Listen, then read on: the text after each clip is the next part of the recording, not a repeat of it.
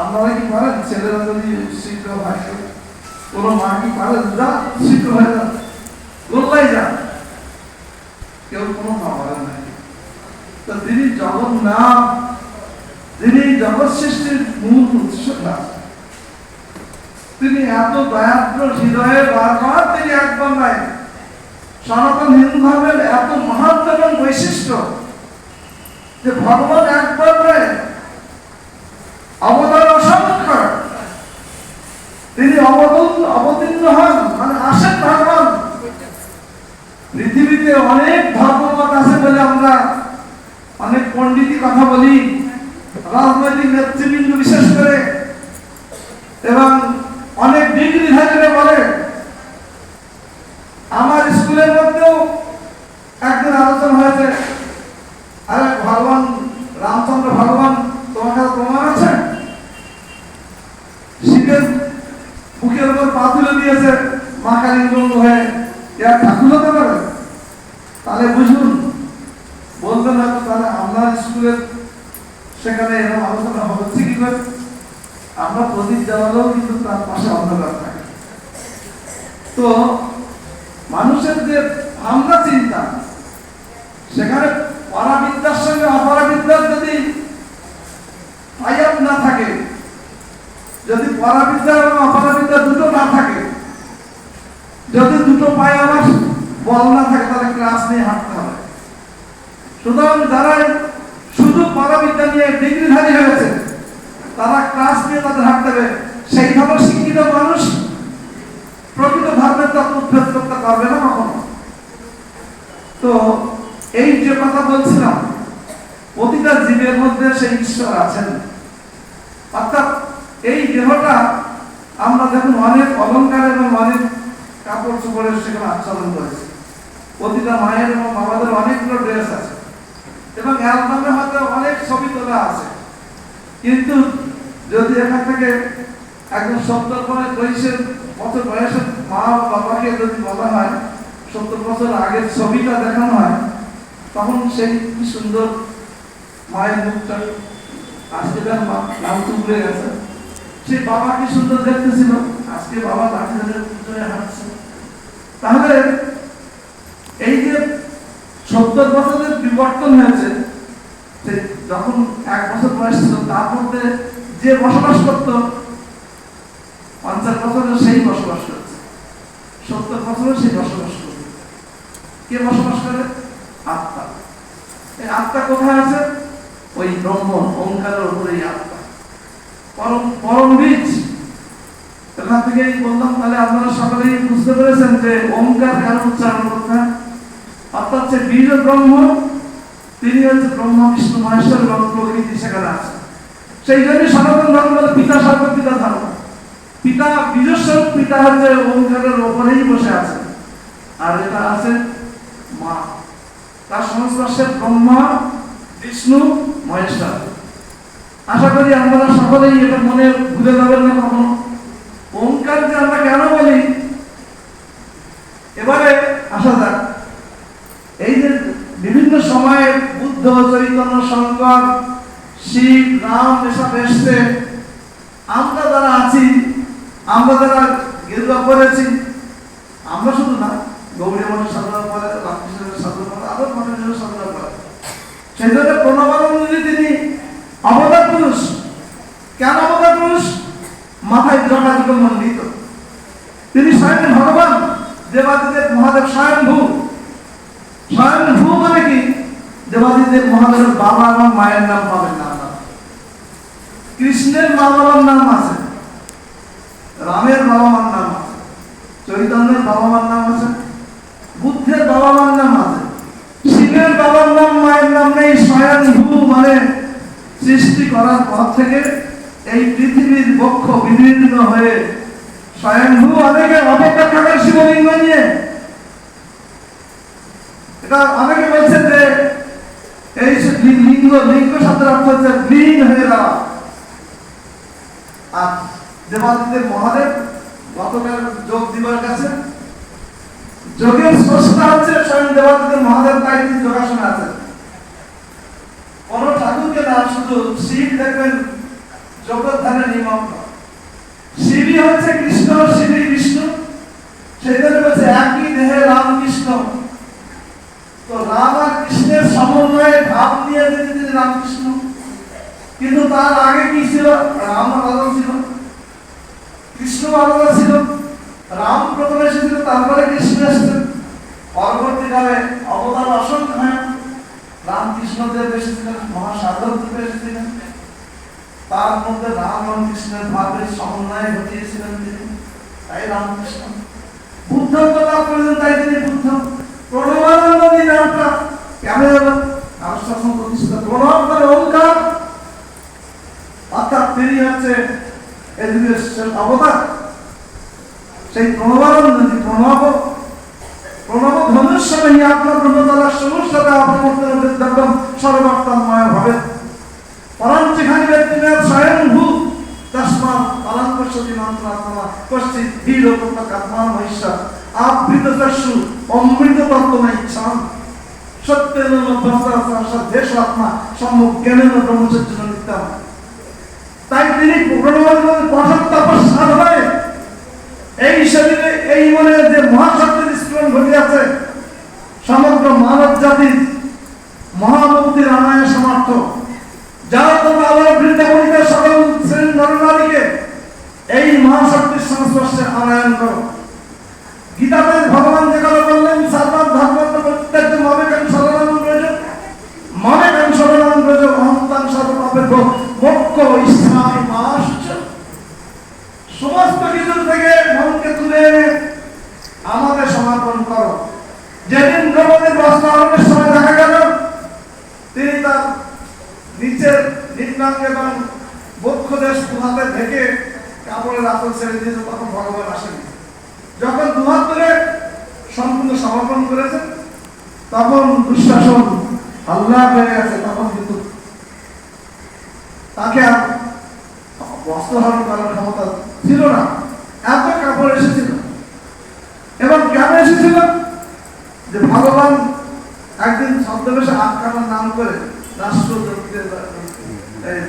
যজ্ঞের আগে হাতে একটু কেটে রক্ত বেরোচ্ছে, আপনারা যেমন সুন্দর সেজে চলে এসছেন, তো বলছে আরে আমার হাত কেটে গেছে, কেউ একটু কাপড় দাও বাঁধবো। তা সবাই তো সুন্দর কাপড় পরেছে, আপনারা যারা এসছেন বাড়ির অরিজিনালি কাপড় পরে কেন আসেননি? কেউ পারতেন। দ্রৌপদী তাড়াতাড়ি করে তার সুন্দর বেনারসি শাড়ির আঁচল ছিঁড়ে বেঁধে দিলেন। এটা কেন? যদি ভগবানকে একটুখানি দেওয়া যায়, ছোট বাচ্চার জন্য মা বাবা অনেক খাবার নিয়ে আসে, সেই বাচ্চা খেতে খেতে যদি একটা বাদাম মায়ের মুখে, বাবার মুখে, দাদুর মুখে দেখো আনন্দ পছন্দ। তো সেইভাবে যদি আমরা করতে পারছি কি ভগবানের সঙ্গে সেই সম্পর্কে? যখন আমরা ফল যখন কিনছি, ভগবান বলছে পত্রাং পুষ্পং ফলং ত্বং যো মদ্ভক্ত প্রযচ্ছতি। শুধু ফল আর পত্র নিবেদন করলে হবে না, ফল তো আমার তৈরি করা, ফুল তো আমার তৈরি করা। এই ফল ফুলের সঙ্গে যদি তুমি একটা জিনিস দিতে পারো, তবেই সেই দেওয়াটা সার্থক আমি গ্রহণ করবো এবং তোমার একটুখানি দিলে অনেকখানি দেবো। সেটা কি? বলছে নয়নে রশ্মু জলে অর অভিষেক। আমরা কিন্তু অনেকেই জল দিয়ে স্নান যাত্রার অভিষেক করব। তথ্য আর তত্ত্ব, যেখানে তথ্য নেই, তত্ত্ব নেই, তত্ত্বের সঙ্গে তথ্য মানে কোন একটা ঘটনা, সেই ঘটনার মধ্যে যেখানে তাত্ত্বিক ভাবনা নেই, সেই ঘটনা জেনে শুনে বুঝে কোনো লাভ নেই। তো এখানে ঘটনাটা কি? আমি দ্রৌপদীর এক খণ্ড কাপড় দিয়ে এর মধ্যে তত্ত্ব কি আছে? যে ভগবানকে একটুখানি দিলে ভগবান অনেকখানি যায়। সেই একটুখানি দেওয়া, গীতাতে বলছে তুমি আমার ফল ফুল দিয়ে আমাকে পুজো করো। আমরা সকলেই করি, ফল ফুল বিভিন্ন জায়গায় মানব করে থাকি, দিয়ে থাকি, কিন্তু তার সঙ্গে যদি ভক্তি না থাকে, আমি দেখেছি যে আমরা যজ্ঞ এখানে যে সমস্ত ফল ফুল নিবেদন করি, আমার 5 ফল দেওয়া দরকার, 1 ফল দেবো, সেটা যাতে আমার পছন্দের হতে হয়। আমরা দেখি যে পয়সা তো অনেকের থাকে না, দরকার নেই ফল দেওয়া, আপনি খালি হাতে আসুন, ঠাকুরের সামনে দিন, যেটা সকলের কাছে আছে, পয়সা দিয়ে কিনতে হবে না। বলছে নয়নের অশ্রুরে করুণ অভিষেক, ভক্তি চন্দনের দাও তিলক মোর কপালে, আর প্রাণধূপে নিত্য আরতি আমার দীপ্তি করে। তোমার যে প্রাণ আছে সেই প্রাণটা আমাকে সমাপন করো। তোমার যে চন্দন বা জল দিয়ে অভিষেক করে একবার জল আমার জন্য খাওয়া, এভাবে যদি করি তা আমরা সেটা করতে পারি কে কতখানি? ভগবানের কথা ভাবতে ভাবতে যদি চোখে জল না আসে তাহলে বুঝতে হবে সেখানে আমার তামসিক ভাব আছে। আর কাঁদো কাঁদো ভাব এসছে, রাজসিক ভাব আছে। আর যদি চোখে জল হবে, সাত্বিক ভাব আছে। আর যদি ভগবানের কথা শুনতে শুনতে যদি আমি অচৈতন্য হয়ে, তাহলে বুঝতে হবে সেখানে আমার সমাধি ভাব এসে গেছে। তো যদি আমরা এই জীব জগতে যা কিছু আমরা এখানে এসেছি, কেন এখানে এসেছি? আমরা আমার ছেলে মেয়ে, আমার স্বামী, আমার সংসার, বাকি আমার আত্মিক একটা তৃপ্তি। তো আমি শুধু এটাই বলছি যে আপনাদের কত কত মায়ের গর্ভে 10 মাস 10 দিন ছিলাম, সেখানে আমি ঋণী। সেই ঋণ শোধ করার দায়িত্ব আমার। সেই জন্য সমস্ত মায়েদের, সমস্ত বাবাদেরকে আমি যে তত্ত্ব লাভ করলে প্রকৃত তত্ত্ব লাভ হয়, সম্পত্তির ভাগ নেওয়ার জন্য কোর্ট কাছারি অনেক করে, কিন্তু বিদ্যার ভাগ নেওয়ার জন্য কেউ কিন্তু কোনো কোর্টে আপিল করে না। আমি এমএ পাস করেছি, সেই ডিগ্রিটা আমার ভাই বা আমার বোনকে ভাগ দিতে হয় না। কেউ কোনদিন কেস করে না, ওর এমএ পাস হয়েছে, ওর তো একটা ডিগ্রি আমাদের দিতে হয় না। কিন্তু যদি একটা বাইকও থাকে, যদি ছোট একটা আমার ঘর থাকে, সেটাকে ভাগ করে সকলে দেওয়ার চেষ্টা করে। এই বিদ্যা, সেই বিদ্যার মধ্যে দুটো বিদ্যা আছে, পরাবিদ্যা, অপরাবিদ্যা। অপরাবিদ্যা আর পরাবিদ্যা। অপরাবিদ্যা মানে জাগতিক জগতের যে বিদ্যা অর্জন করলে ক্যারিয়ারিস্ট হওয়া যায়, শিক্ষিত হওয়া যায়, ডিগ্রি পাওয়া যায়। কিন্তু পরাবিদ্যা যে বিদ্যায় ভগবানের কাছে পৌঁছে দেয়, আমরা যেখান থেকে এসেছি সেইখানে আমাদের পৌঁছে দেয়। সেজন্য দেখবেন এই যে দারু ব্রহ্ম, যেটা বল্লভানন্দ বলছিল বাসুদেব মহারাজ, সেই দেবদারু কাঠটা রাজা দৃষ্টদুম্ন যখন স্বপ্নাদিষ্ট হলো যে আমার বিগ্রহ তৈরি করে সেখানে তুই পূজা কর, তাহলে তিনি কিন্তু সৃষ্টির আদিতে 27তম বংশধর হচ্ছে ইন্দ্রদুম্ন, তিনি জগন্নাথকে প্রতিষ্ঠা করেন। 27তম, ভালো করে বুঝুন, 27তম মানে 27টা জেনারেশন। তাহলে তার আগে কত আগে সে দেখা যায়? 27টার আগে। তাহলে তখন নিশ্চয়ই জগন্নাথ ছিলেন। তো জগন্নাথ ছিলেন, তখন তার হাত ছিল কি হাত ছিল না সেটা আমাদের জানার দরকার নেই।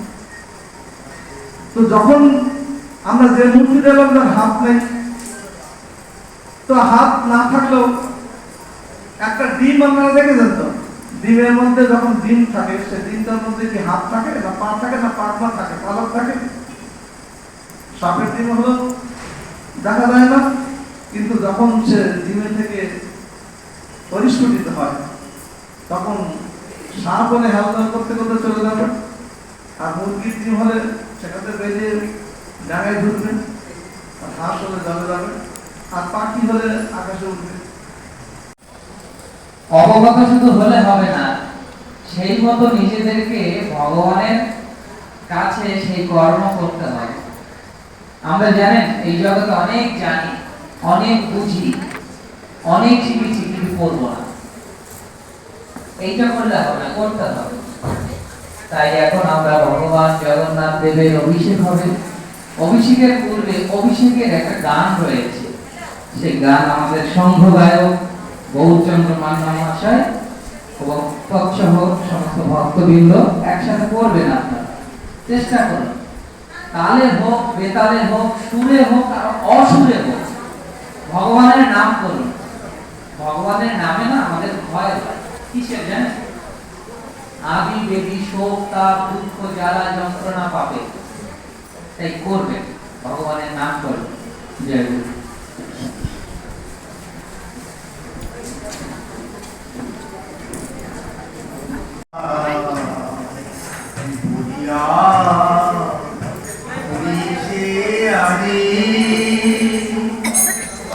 আদি মঙ্গল আসিছে মঙ্গল ধারা বহিয়া পড়িছে আদি এসেছেন দুয়ারে বিশ্ববিধাতা এসেছেন দুয়ারে বিশ্ববিধাতা এসেছেন দুয়ারে বিশ্ববিধাতা এসেছেন দুয়ারে বিশ্ববিধাতা মঙ্গল দেবতা আদি আদি এসেছেন দুয়ারে বিশ্ববিধাতা মঙ্গল দেবতা আদি আদি মঙ্গল আসিছে মঙ্গল ধারা বহিয়া পড়িছে আদি আদি মঙ্গল